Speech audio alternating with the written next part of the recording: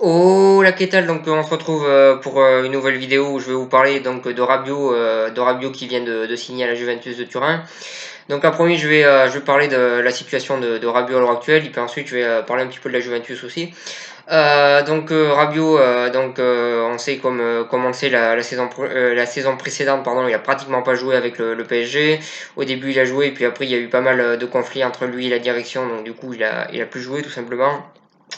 Je pense que lui, il a très mal géré sa dernière saison au PSG et je pense qu'il aurait dû essayer de s'arranger d'une manière bien meilleure que celle-là. Mais je pense aussi que le PSG a très mal géré cette situation et que je pense que le PSG aurait dû le faire jouer. Je pense que le PSG aurait dû le faire jouer jusqu'à la fin de son contrat. Surtout qu'on a vu qu'ils n'avaient pas vraiment de remplaçant à son poste la saison dernière. Donc voilà sur ça, je pense que les deux parties ont très mal géré cette affaire-là. Je pense que Rabiot est assez mal géré au niveau de sa mère donc qui gère tout ce qui est transféré tout ça. Je pense qu'à ce niveau-là il est très mal géré. Il se passe des choses toujours très bizarres avec Rabiot. Voilà sur ça, je pense que à ce niveau-là, il est mal géré. Je pense qu'elle le conseille mal, mais le fait d'avoir signé à la Juventus, je pense, est une très bonne décision de la part d'Adrien Rabiot parce que je pense que c'est une très bonne équipe déjà. La Juventus, c'est une équipe qui espère tous les ans gagner la Ligue des Champions et qui tous les ans est championne d'Italie depuis pas mal d'années.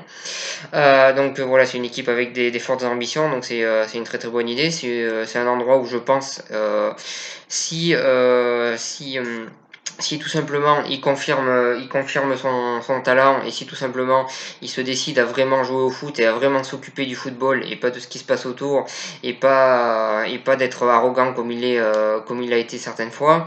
Je pense que si vraiment il se concentre sur le football, il peut être titulaire à la Juventus et il peut être un joueur important du milieu de terrain. Mais par contre, je pense que la Juventus sera beaucoup moins clémente que le PSG l'a été sur certaines choses. Voilà, sur ça, il va falloir qu'il soit irréprochable à la Juventus s'il veut s'il veut être titulaire. Voilà, sur ça, il va vraiment falloir qu'il ait une attitude irréprochable parce que c'est ce que un club comme la Juventus veut. Voilà sur ça. Mais en tout cas, bien sûr qu'il a le potentiel, Rabiot, pour être titulaire à la Juventus. C'est un joueur très talentueux. Après, c'est à lui de confirmer sur les terrains, tout simplement. En tout cas, en tant que supporter de l'équipe de France, tout simplement, j'espère qu'il va confirmer là-bas. Et justement, pour parler de l'équipe de France, est-ce que Rabiot, selon moi, peut revenir en équipe de France ou pas? C'est très compliqué. Didier Deschamps, c'est quelqu'un qui pardonne rien d'habitude. Alors je pense que la seule solution pour que Rabiot revienne en équipe de France, c'est qu'il devienne de une titulaire indiscutable à la Juventus et de deux qu'il fasse des prestations tout simplement irréprochables de très haut niveau, qui se confirme comme un joueur très important de la Juve et comme un milieu très important tout court, qui fasse vraiment des très bonnes prestations avec la Juve. Et dans ce cas-là, je pense que Didier Deschamps, au bout d'un moment, sera obligé de le resélectionner si vraiment il fait des très bonnes prestations avec la Juve. Mais ça va être compliqué, déjà de une, parce qu'à chaque fois qu'il a joué avec l'équipe de France, il a été décevant, notamment le match où il avait dit qu'il avait mal joué parce qu'il avait froid, ou une histoire sortie de nulle part.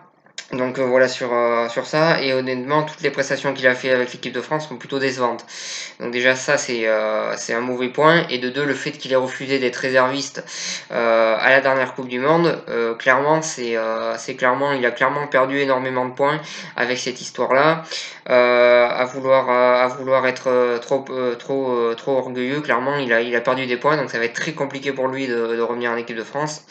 Mais je pense que ça reste possible, mais pour ça il va falloir faire des prestations vraiment exemplaires. En tout cas moi je pense que ça reste possible, même si Didier Deschamps, pour le coup, il n'est pas tombé sur la personne la plus compréhensive et la personne qui pardonne le plus facilement.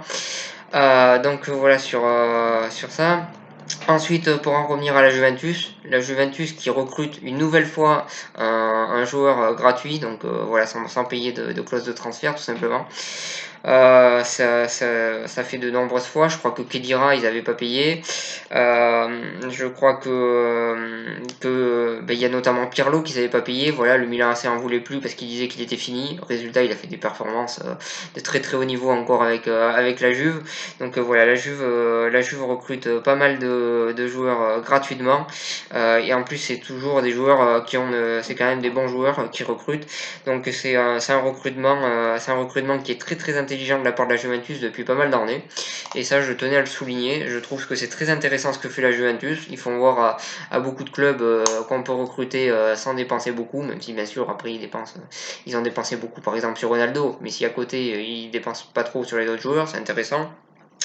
Et globalement, ce que fait la Juve au niveau du recrutement, je trouve ça très très intéressant. Voilà, encore une fois, ils recrutent un joueur qui sur le papier paraît plutôt bon ils le recrutent sans dépenser le moindre argent, même si bien sûr ils vont recruter, ils vont payer, je pense, les agents sûrement de Rabiot ou peut-être Rabiot lui-même. Je sais pas trop comment ça se passe dans ces cas-là.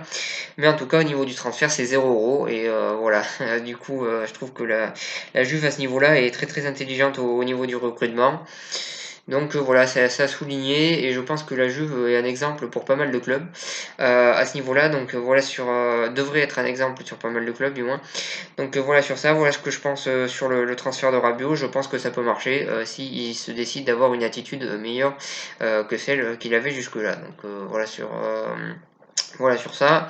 Voilà sur cette vidéo. Je vous remercie de m'avoir suivi et je vous souhaite une bonne continuation.